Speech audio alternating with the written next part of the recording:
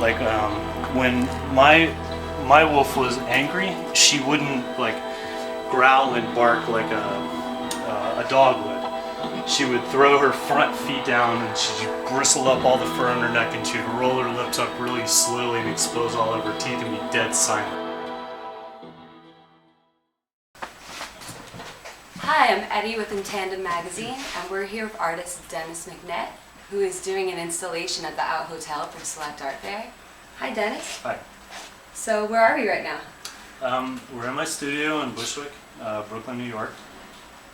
And can you tell us a little bit about what we're sitting in front of that's all around us?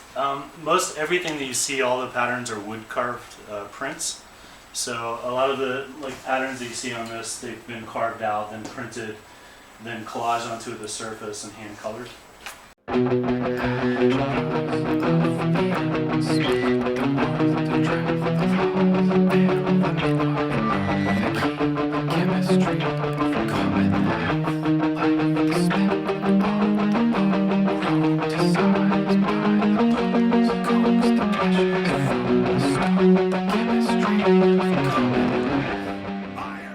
Like I said, all of this stuff is cut out by hand. I use hand-cut chisels. All the die cuts are done with a jigsaw, and then it's all hand-colored afterwards. This print next to it will be going. It's all enamel inks from an original wood carving as well.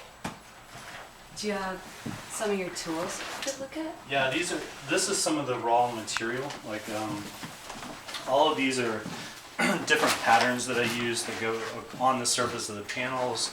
Some of this stuff will get collaged onto the wolf. So you're always like recycling, or not recycling, but like repeating patterns and mixing them again? Yeah, definitely taking advantage of the medium print. So it's this wood carved block. So I can ink this up and print it how many ever times I need to. That's beautiful. So if I need to cover a wall with flowers, I can just run 100 impressions off the block. Or do you have a whole archive of wood carvings? I do. I have.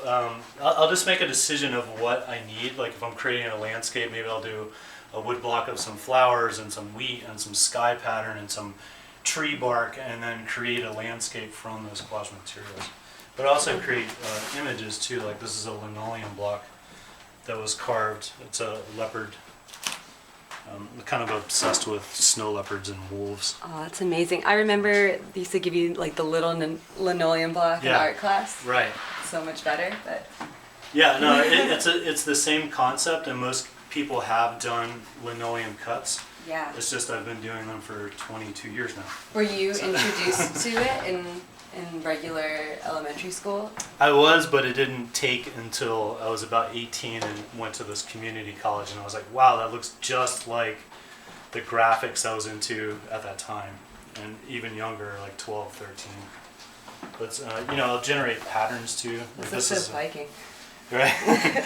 Yeah. So like I said, this is all hand carved and then printed. I have a small German proofing press in the studio. So. What kind of tools do you use to carve the wood? Yeah, no, it's all hand done. Wow. There's no power tools. This is primarily the one I use for everything. So it's it's sharp. Yeah. So and then the way this works is sorry about that.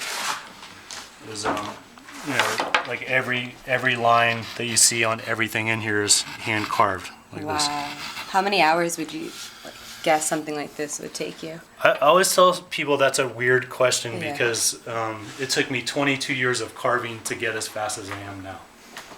So, but to carve a block like this, if I have no distractions and lots of coffee, probably 2 days. Do you work on one piece at a time, or do you find yourself jumping around?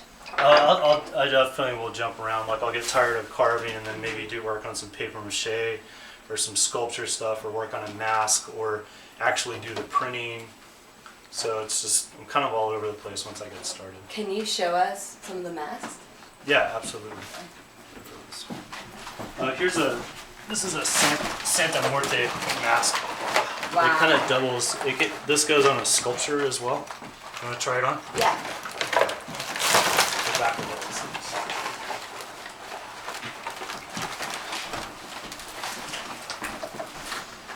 And I ready for Fashion Week?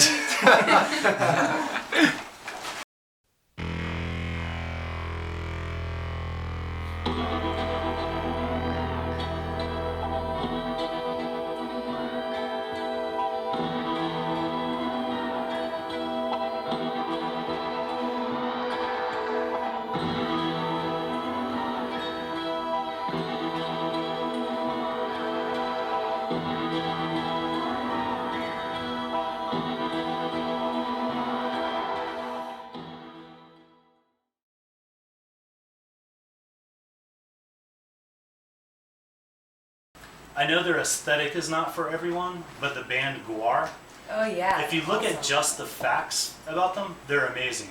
Like they started out as a collaborative group of art students at Virginia Commonwealth University. All of their work, it's interactive with the audience. They make all their own costumes. They create their own narrative. They incorporate music. They get to collaborate with all of their friends. They make their own comics. They shoot their own videos. It's like an artist's wet dream. GWAR, It's like GWAR fans are so hardcore too. It's like But it's a religious experience. even if you separate what their aesthetic is and just look at the facts, though, Like the DIY. it's everything. amazing because you have all of these mediums. It's so interactive with people, and you get to collaborate constantly. And their source material, they're not ignorant like say the Insane Clown Posse. either. They're really intelligent, and most of their inspiration for what they do comes out of the newspaper. Like they look at something, they read it, they say, wow, this is disgusting. And then they regurgitate it back to you in a disgusting way.